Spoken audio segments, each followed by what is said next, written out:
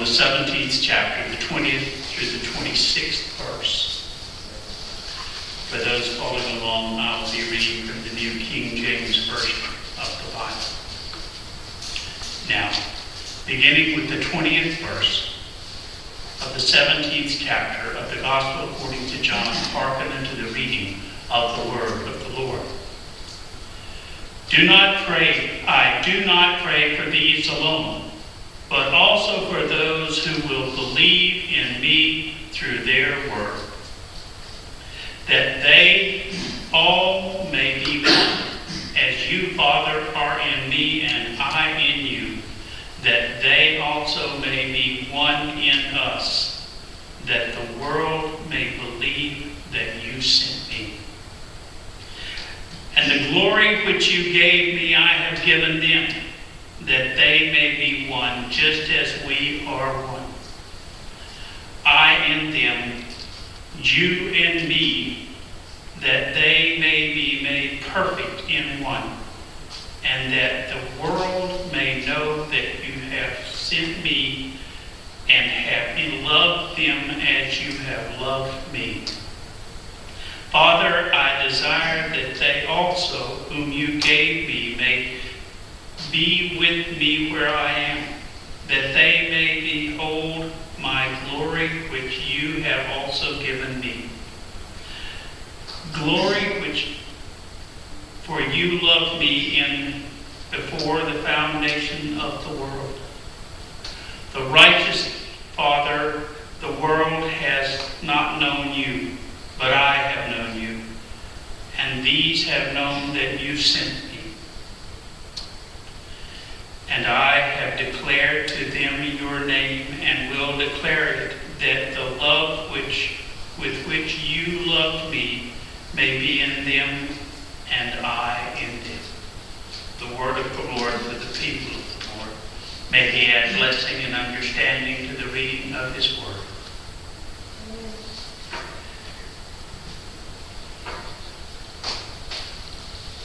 This is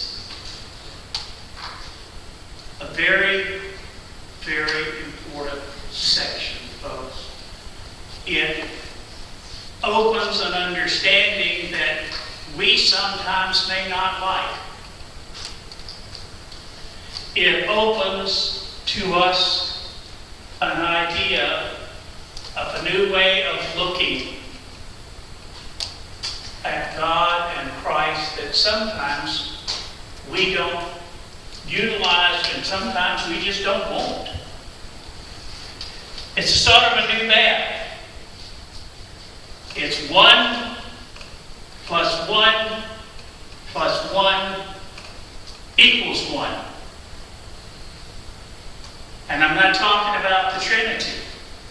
There's the interesting part about this prayer from Christ. It didn't mention the Holy Spirit. Christ talks about he and the Father being one, and those of us who are born again Christians being one with he and the Father. It's not a real comforting thought sometimes that when we're doing something that we're not real sure of, to think that God is right there with us, is it? Somehow we have this notion that sometimes, in some ways, we can do things and God really doesn't notice. Or at least we hope so. We do something, we think, oh, I wish I didn't, hope I didn't see that. We say something, and a minute later we stop and think, oh, please God, I hope you didn't hear that. But if we listen to what Christ says here, where is God at all times? Where is Christ at all times? Right here with us. Residing with us. We are one with the Father and the Son. And that's a powerful, powerful thought, folks. It's also a very powerful responsibility, isn't it? I notice a lot of times I've done things and it's always occurred, maybe God didn't really pay attention to that.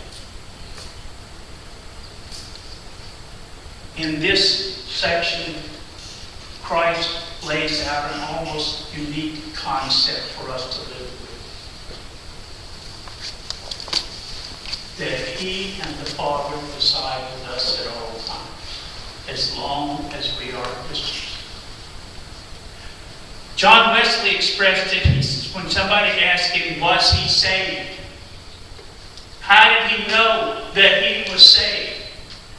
And Wesley says, because my spirit witnesses with the Holy Spirit that I am saved.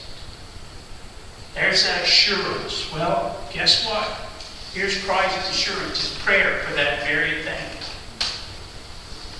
For us to feel and know and understand that He and the Father reside with us always. Now, we can hear that, and we can think about it, but how many of you actually feel it 24/7, 365? We need to. Because if we don't, what do we say when we don't? Stop and think what it says too about some of the things that we constantly pray for. Do you hear what Christ is praying for? He's praying for us. Yes, for His disciples, but He says not just these alone, but all those that that believe because of their word. Well, there's their word right there. And if we believe, it has to be because of that, doesn't it? Because there is no other. And if we believe part of it, folks, you have to believe it all. It's not one of those pick and choose things.